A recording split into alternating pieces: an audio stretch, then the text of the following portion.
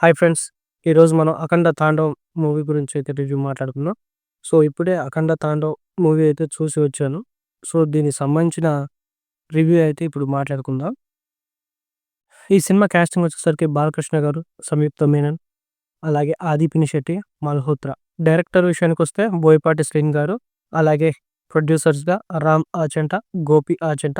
వీళ్ళతో పాటు బాలకృష్ణ గారి కూతురు గూడా ఈ సినిమాకి ప్రొడ్యూసర్‌గా ఉన్నారు. ఇక బాలకృష్ణ, బోయపాటి శ్రీను కాంబినేషన్‌లో ఇది 4వ సినిమా.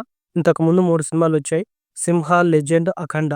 ఈ 3 కూడా ఒకదాన్ని మించి ఒకటైతే బ్లాక్ బస్టర్ హిట్ కొట్టాయి. మరి 4వ సినిమా అయిన 'అఖండ 2 తాండవం' సినిమా ఎలా ఉందో ఇప్పుడు రివ్యూ అయితే చూద్దాం. ఇక స్టోరీ విషయానికొస్తే చైనా భారతదేశాన్ని చిన్నాభిన్నం చేయడానికైతే ట్రై చేస్తుంది.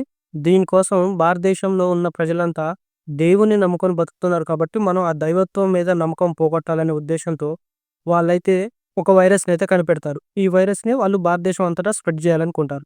భారతదేశం అంతటా ఈ వైరస్ స్ప్రెడ్ చేయడానికి కష్టం కాబట్టి వాళ్ళు ఎంచుకున్న మార్గం కుంభమేళ. సో, ఈ కుంభమేళాకి భారతదేశం నలువైపుల నుండి కూడా జనం వస్తారు కాబట్టి, సో, కుంభమేళాలో ఈ వైరస్ స్ప్రెడ్ చేస్తే ఇది భారతదేశం అంతటా వ్యాప్తి చెందుతుందనే ఉద్దేశంతోటి వీళ్ళైతే గంగా నదిలో ఈ వైరస్‌నైతే కలుపుతారు. ఆ గంగా నదిలో స్నానం చేసిన వాళ్ళందరికీ కూడా ఈ వైరస్ అయితే సోకుతుంది.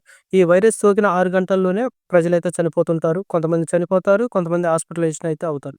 దీంతో ఇండియాలో గందరగోళం ఏర్పడుతుంది. సో, ఇదే అదునుగా చూసిన అపోజిషన్ పార్టీ మన పీఎంని దించి, సో, అతను పీఎం అవ్వాలని కోరుకుంటాడనమాట. దీనికోసం చైనాతో కూడా చేతులు కలుపుతాడు. ఇంతలోనే భారతదేశంలోని కొంతమంది సైంటిస్టులు, అలాగే బాలకృష్ణ గారి కూతురు అందరూ కలిసి ఈ వైరస్‌కైతే యాంటిడోట్ అయితే తయారు చేస్తారు. సో, ఈ యాంటిడోట్‌ని కూడా ప్రజలకు అందకుండా చేయాలనైతే చైనా ప్రయత్నిస్తుందనమాట. ఇలాంటి సిట్యుయేషన్‌లో రుద్ర క్యారెక్టర్ అయితే ఎంటర్ అవుతుంది. ఈ రుద్ర క్యారెక్టర్ ఆ ప్రాబ్లమ్‌ని సాల్వ్ చేశాడా? లేదా? ఈ యాంటిడోట్‌ని ప్రజలకు అందించాడా? లేదా? అనేదే సినిమా. స్టోరీ పరంగా ఈ సినిమా చాలా చోట్లకైతే ట్రావెల్ చేస్తుంది. అనంతపురం, కడప, అలాగే పీఎంఓ ఆఫీసు, హిమాలయాలు, చైనా ఇంకా చాలా చోట్లయితే ఈ సినిమా కథ ట్రావెల్ చేస్తూ ఉంటుంది. ఇక ఫస్ట్ హాఫ్ విషయానికొస్తే ఫస్ట్ హాఫ్‌లో రుద్ర క్యారెక్టర్ కొంచెం సేపయితే ఉంటుంది. ఒక 15 మినిట్స్ వరకైతే ఉంటుంది. రుద్ర క్యారెక్టర్ అయితే తపస్సు చేయడానికి ఒక గుహలోకెళ్తుందనమాట. ఆ గుహలోకెళ్ళిన తర్వాత ఇక బాలకృష్ణ గారి రెండవ క్యారెక్టర్ అయిన మురళి క్యారెక్టర్ అయితే ఎంటర్ అవుతుంది. ఇక బాలకృష్ణ గారి కూతురైతే వైరస్‌కి యాంటిడోట్ తయారు చేస్తుంది కదా! సో, ఆ యాంటిడోట్‌ని లాగేసుకోవడానికి చైనా వాళ్ళైతే ప్రయత్నిస్తారు. సో, దాంతో ఆమెను చంపేయాలనుకుంటారనమాట. అప్పుడు రుద్ర క్యారెక్టర్ అయితే ఎంటర్ అవుతుంది. సో, అక్కడ ఇంటర్వెల్ ఫైట్ అయితే చాలా బావుంటుంది. ఆ ఇంటర్వెల్ ఫైట్ కోసం మాత్రం సినిమా ఫస్ట్ హాఫ్ వరకు భరించి ఆ ఇంటర్వెల్ ఫైట్ కోసం అయితే చూడొచ్చు. అంత బావుంటుంది. ఆ ఫైట్ మాత్రం చాలా బాగా డిజైన్ చేశారు. సో, ఇక సెకండ్ హాఫ్‌లో ఆది పినిశెట్టి గారి క్యారెక్టర్ అయితే ఎంటర్ అవుతుంది. సో, ఇక అక్కడి నుంచి సినిమా ఊపందుకుంటుందనే క్రమంలో సినిమాలో కొన్ని అనవసరమైన షార్ట్స్ అయితే వచ్చి పడుతూ ఉంటాయి. కొన్ని లెసన్స్ అనవసరంగా వినపడుతూ ఉంటాయి. ఫస్ట్ హాఫ్‌లో అలాగే ఉంటాయి. సెకండ్ హాఫ్‌లో కూడా అలాగే ఉంటది. కొంచెం లాగ్ అయితే ఎక్కువ అవుతూ ఉంటుంది. ఇక సెకండ్ హాఫ్‌లో కొన్ని సీన్స్ అయితే బాగుంటాయి. కొన్ని హై ఇచ్చే మూవ్‌మెంట్స్ ఉంటాయి. దాదాపుగా సినిమా మొత్తం మీద ఒక 5 మాత్రం హై ఇచ్చే మూవ్‌మెంట్స్ ఉన్నాయి.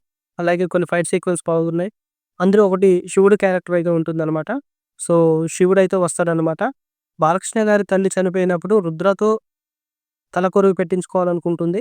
సో, బంధుత్వాలకు ఆయన దూరం కాబట్టి ఆయనైతే తలకొరువు పెట్టడానికి రాడు. అప్పుడు శివుడు రుద్రగా వచ్చేసి ఆమెకైతే తలకొరువు పెడతాడనమాట. ఆ సీన్ చాలా బావుంటుంది. సో, ఇలా కొన్ని 4, 5 సీన్స్ అయితే బావుంటాయి గానీ సినిమా మొత్తం లాగ్ అనిపిస్తుందనమాట.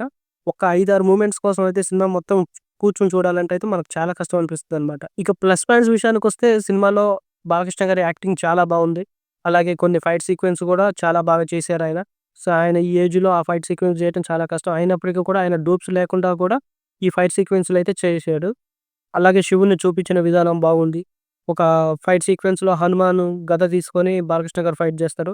సో, ఆ ఎపిసోడ్ కూడా చాలా బావుంటుంది. ఇక బీజీఎం బాగుంది. ఈ సినిమా కోసం తమన్ చాలా కష్టపడ్డాడు. అది క్లియర్‌గా అర్థమవుతుందన్నమాట. బీజీఎం మాత్రం సినిమాకి చాలా పెద్ద ప్లస్. ఇక మైనస్ పాయింట్స్ విషయానికొస్తే ఆది పినిశెట్టి గారి క్యారెక్టర్ అనుకున్నంత స్ట్రాంగ్ అయితే ఉండదు. ఆయన లుక్స్ బావుంటాయి. ఆ లుక్స్‌తోనే భయపెడతాడు. కానీ అఖండ రుద్ర క్యారెక్టర్ ఎప్పుడైతే వస్తుందో అప్పుడు ఆది పినిశెట్టి గారి క్యారెక్టర్ తేలిపోతుందనమాట. చాలా ఈజీగా చంపేస్తాడనమాట. సో, అక్కడ మాత్రం నాకు నచ్చలేదు. సో, ఆయన క్యారెక్టర్ అంత స్ట్రాంగ్ అయితే లేదు. ఇక స్క్రీన్ ప్లే కూడా చాలా ఫ్లాట్‌గా ఉంటుంది. కొన్ని చాలా సీన్‌లయితే మనం ముందుగానే ప్రిడిక్ట్ చేసేస్తాం అనమాట. సో, క్లైమాక్స్ కూడా అలాగే ఉంటుంది. సో, బాలకృష్ణ గారు లాస్ట్‌కి చైనాలో దూరి మరీ ఫైట్ చేసి మిలిటరీ వాళ్ళని చంపేసి రావడం అనేది కొంచెం లాజిక్‌కి వ్యతిరేకంగా ఉంటుందనమాట. అలాంటి సీన్‌లు ఈ సినిమాలో చాలా ఉంటాయనమాట. బట్ బాలకృష్ణ గారు, బోయపాటి శ్రీను కాంబినేషన్ అంటే ఎంతో కొంత కన్విన్సింగ్‌గా ఉంటుంది. సో, కానీ ఈ సినిమాలో అదైతే లేదు. సో, ఓవరాల్‌గా అయితే ఈ సినిమా నాకైతే నచ్చలేదు. ఈ సినిమాలో హిందూ ధర్మం గురించి, సనాతన ధర్మం గురించి కొన్ని చూపించిన షార్ట్స్ బాగున్నాయి. అలాగే కొన్ని ఎపిసోడ్స్ బాగున్నాయి గానీ, సినిమా ఓవరాల్‌గా చూసుకుంటే మాత్రం సినిమా అంత ఇంపాక్ట్ అయితే చూపించలేదు.